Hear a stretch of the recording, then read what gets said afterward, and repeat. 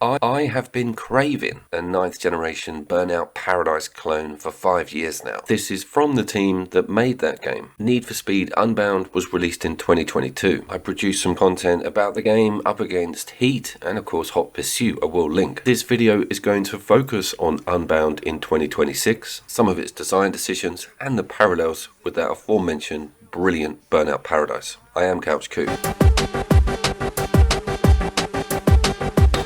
What was that?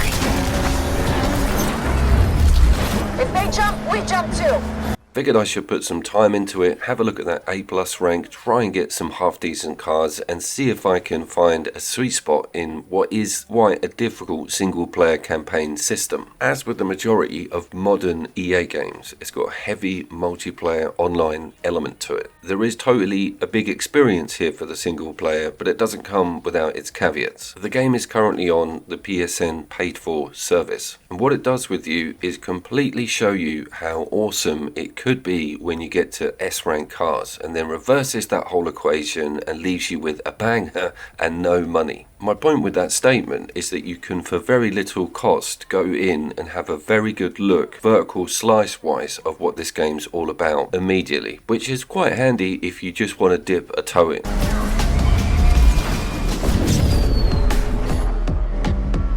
First thing we need to talk about is the money reward system. Essentially, unlike Heat or Paradise, the system in Unbound is quite stripped down. It is open world, you do have options, but they are gated due to the entry fee you have to pay to enter a race. There's a calendar system where you go through days. If you don't have the funds to make the finale race, you then repeat the final day of that week. Kind of like Groundhog Day, but with awesome Japanese drift cars. Dispatch, I am going after those suspects.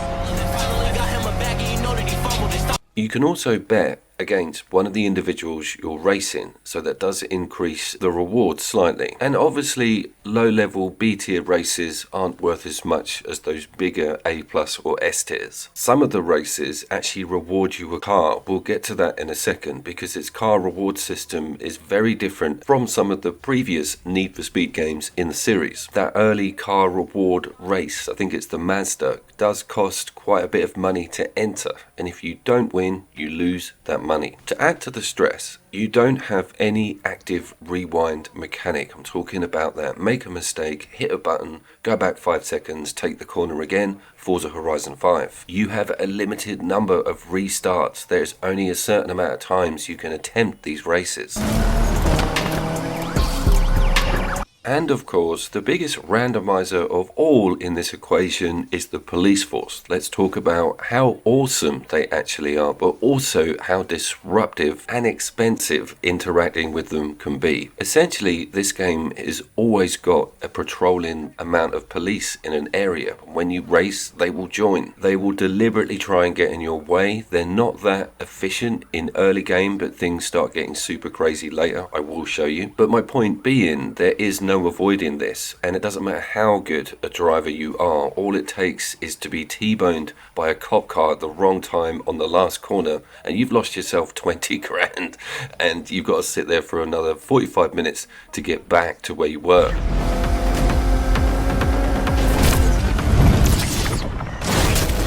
The other NPC players are also slightly a factor in this randomizer equation, but not as badly. They're a lot more well behaved than the police, I'll give them that. But as you can see, this game is all about contact. I feel that is one of its stronger Burnout parallels. The vehicular violence is rife with Unbound. Dispatch, gonna try and slow this traffic down. AWD joining the pursuit, dispatch. Now keep in mind the psychotic police and that restart system. You've also got at least 6 AI players to worry about. Now I was surprised at that number being that low, but they are quite personality driven to drop an obvious pun. Now, I 1000% think that the old school devs at Criterion had nothing to do with the voiceovers, the character choice, and that story setup. Nothing at all. I think they outsourced this. This also goes who you liaise with at your garage, who's talking to you during that campaign. Now, in defense of them briefly, they do use their NOS, they do return aggression, they are actually quite cool on the lack of rubber banding. One crashes, they won't appear again. It's not like they just teleport in behind you. But the stuff they say to you whilst you're at the end of your friggin' tether about to lose 55 grand and you've got no restarts. I don't think they pictured an older British man playing this, to be honest, because some of those LA quibs are completely rage inducing, like distractingly bad for me. 2022 as well. They probably thought that Kamala and Tim Waltz were going to get in. Disclaimer, Tim Waltz's VP campaign did not start till August 2024. They ran me off the road before I knew what was happening. What'd they run you off the road for? Aside from racial profiling, nothing. Fact is, they don't want folks like us in the penthouses. No, we just don't want folks like you in our Need for Speed games. Let's move on to the cars. One of the saving graces against this perpetuous grind that you're in to try and lose loads of money on a final race at the end of the Groundhog Day calendar is that it gives you these cool little missions to go and pick up or escort people or hit and run criminals. It's a really great opportunity to see some of those top end vehicles, S and S plus tier, are always featured, and you get a mix up on damage or getting to A to B as quick as you can. I like that. It's refreshing and it comes in quite regularly once you rank up past that initial first quarter.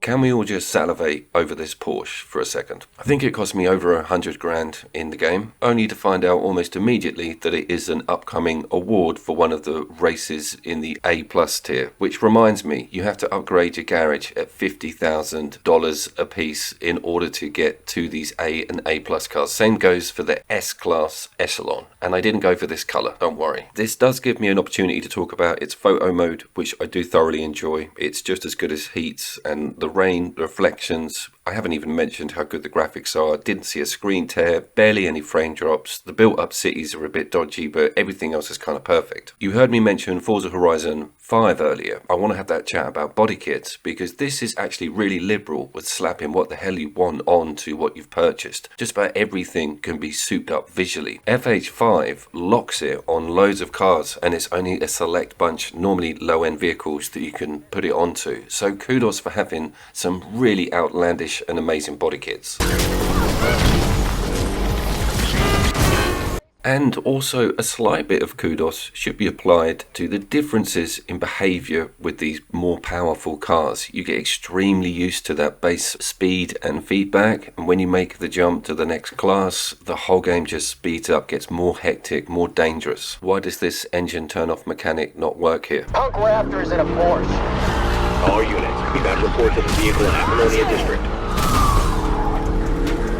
We are also not out of the woods when it comes to the risk-reward system and that police and the money. After a race, you can normally be in loads of trouble with them, and you have to lose them from that section you ended up in. It's actually normally quite easy and routine to shake them off. It depends what your rank is on wanted, because they will pull out the helicopter, which is quite difficult to dodge if you haven't got a very fast car. Upon reaching a safe house after a police chase, that wanted level is a multiplier to a certain extent on what you pull in on the money front. So again, we see another layer of risk put on. That whole system was pulled in from Heat, and I thoroughly enjoyed it. Being out at night was like this high risk mode of the game, and it was really quick to generate loads of funds, but also you ran the risk of losing it all. They also retained that awesome on-the-fly repair mechanic where you went through a garage at whatever speed and you instantly got your health back during a police chase. Discovering them and having them on the map is a real bonus, and it can save you from losing, as mentioned, a lot of money. Someone's getting chewed out for losing that one. That felon just shook us on Southland Drive. Search everywhere and find this asshole!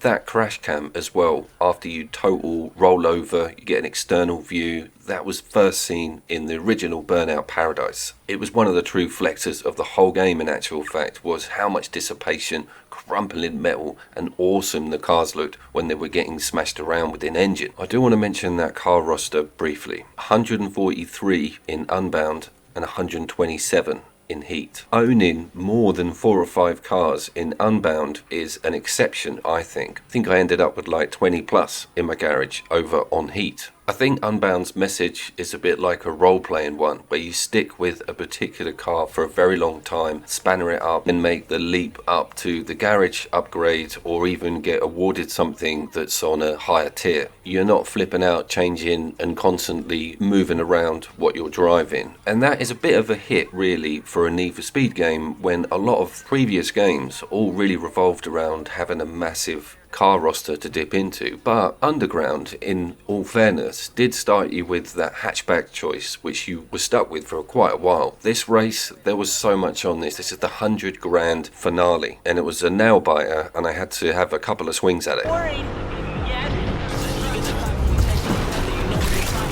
don't think we can carry on, guys. Herb is trying to take this chase into the air. There's something.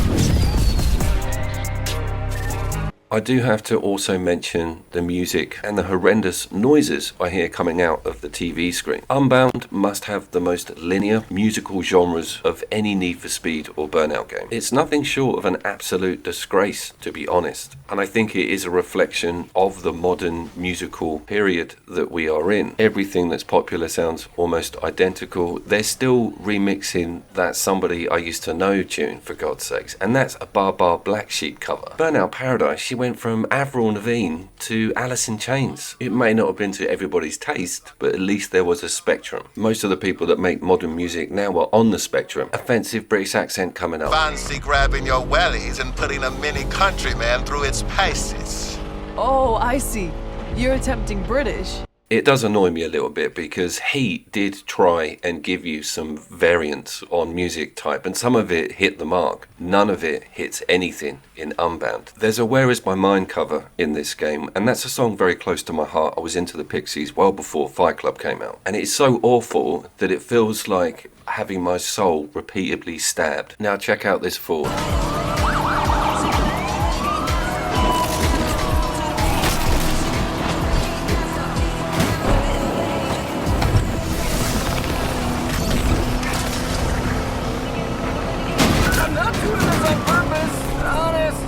Let's get to the conclusion. Let's tie this one up with a bow. In my attempts to get to that A+ rank, I actually found myself having a good 9th gen arcade racing experience. Diluted a bit by those elongated progression mechanics, but still extremely impressed with the visuals for 2026 and some of those high risk situations you find yourself in.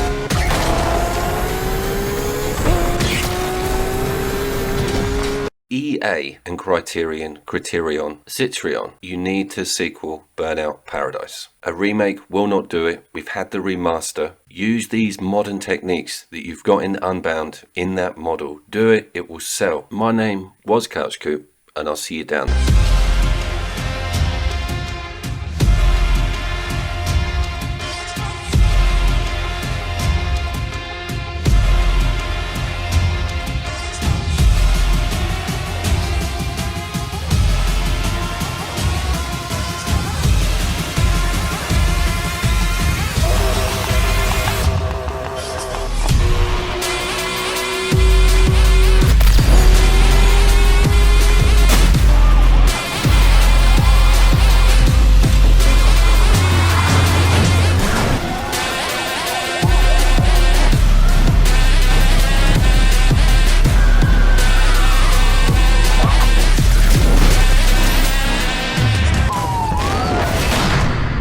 What was that?